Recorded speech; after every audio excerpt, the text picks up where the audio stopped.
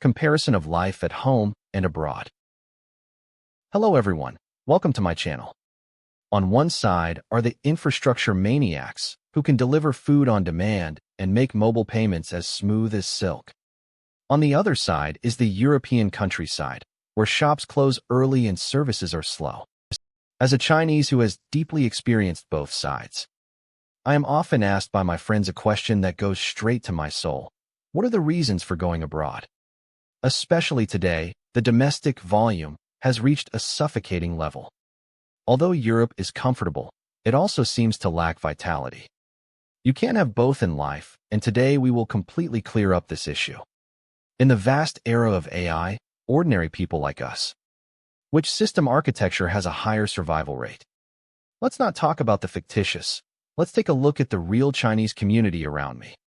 They can probably be divided into these categories. See which one you or your friends fall into. The first type of person looking for a base. This type of people may have experienced relatively extreme times, or have been severely beaten by real systemic risks. For them, no matter how much hardship they endure in Europe, there is only one iron rule in their hearts: never look back. In their values, basic fault tolerance and personal dignity are above all else. Compared with these, whether the takeout is fast or whether the express delivery can be delivered the next day is nothing at all. I know an old gentleman who has seen that in order to achieve the so-called ambitious targets, how people at the bottom are directly erased as invalid data.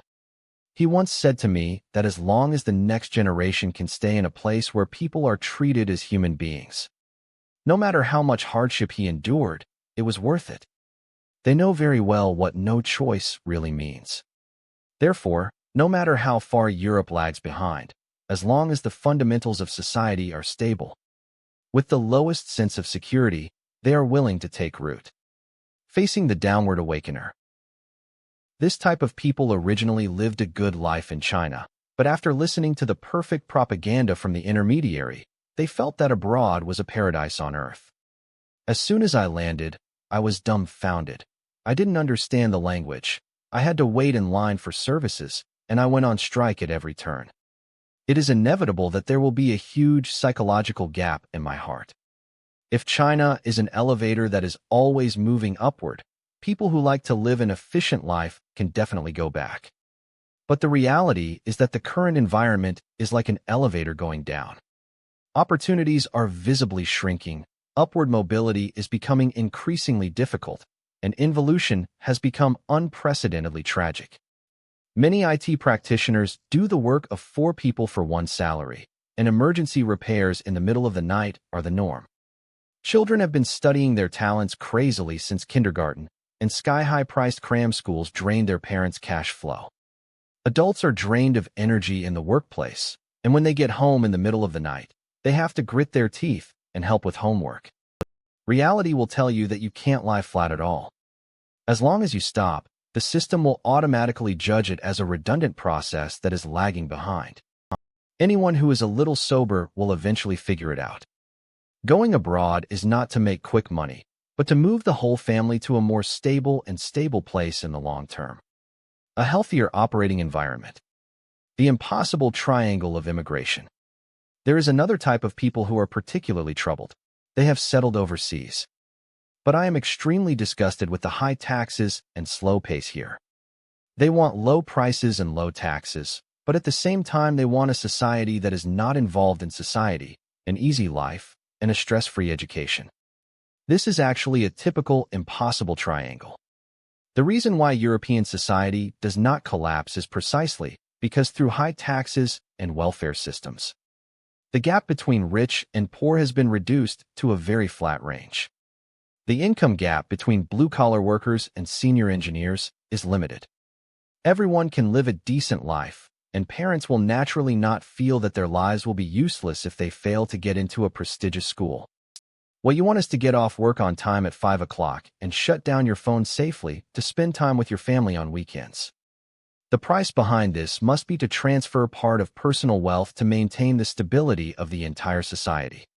Places with low taxes, low welfare, and low prices do exist. But the price is that you and your child have to be pinned to the ground and rubbed hard. You cannot only enjoy the high availability brought by the system, but refuse to pay high server maintenance costs. Cheap fatal price. Many people's ideal country is low taxes and low prices. They think it doesn't matter if there are fewer benefits, but the food must be safe. The environment must be livable. The logical chain of reality is that these things simply cannot coexist in the same container. When a society lacks safety net, everyone lives in the fear of, if you don't fight hard, you will die. In order to keep prices low to cater to consumers, companies must cut costs to the extreme. In the absence of effective supervision, technology and hard work have become the inevitable choice for maximizing profits. I used to have inexplicable gastrointestinal problems in China. When I arrived in Europe, I ate simple local food. Without a bunch of additives, the body has returned to factory settings. Environmental pollution also follows the same underlying logic. Without transparent public opinion checks and balances, the cost for companies to secretly discharge emissions is extremely low. The final price will be paid by the health of ordinary people. Free and transparent supervision is not a spiritual luxury, but it determines what you eat, drink, and how long can a hardcore firewall survive. Deduction in the AI era. Now let's talk about the core variable, which is the AI era that is about to explode in full force. When the technological singularity arrives, what should ordinary people choose? We can do a very realistic sandbox simulation. Assuming that in the next 5 to 10 years, AI and robots will completely mature and replace more than 70% of routine work. Even the low-level work of coding and architectural design can be killed by AI.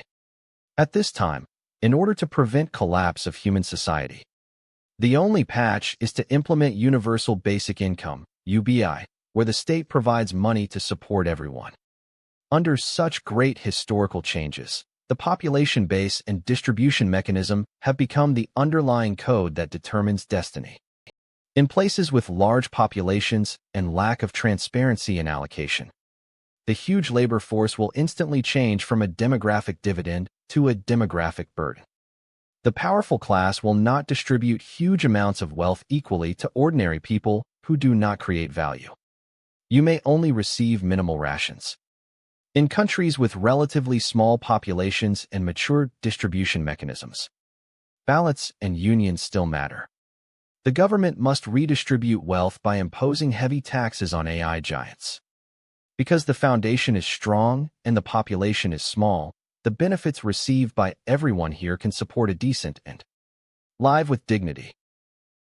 In the face of AI, manpower is destined to depreciate. When you no longer have labor utilization value, do you want to live in a system that treats you as a human being? Or do you live in a system that treats you as invalid data and cleans it up directly? Recognize the cost and stop worrying about it. In this life, people are essentially choosing which price to bear. No country is perfect, and mature systems also have bugs that cause inefficiency and daily friction. But it has at least one biggest advantage.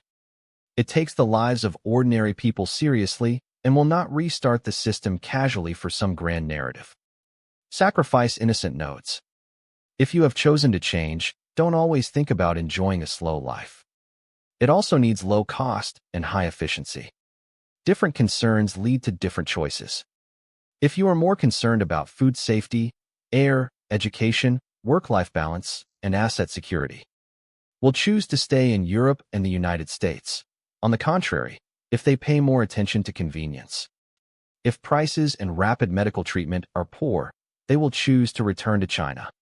On the other hand, if you think the country will be more open, the economy will be better, and there will be more job opportunities, there is no problem keeping the money in China, but they will choose to repatriate it. If the country is expected to become North Korean in the future, there will be risks in the Taiwan Strait. Jobs are getting harder and harder to find, and funds are not safe in the country. They will choose to stay in Europe and the United States. At least if people don't go out, their money will go out first. There are both types of choices around us, depending on different concerns and different expectations for the future.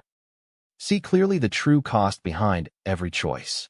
Before AI, the biggest turning point in human history arrives. Choose a base for yourself and your children that is more transparent and more humane.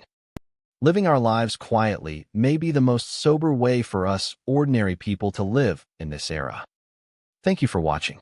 If you resonate with today's topic, please feel free to communicate with me in the comment area.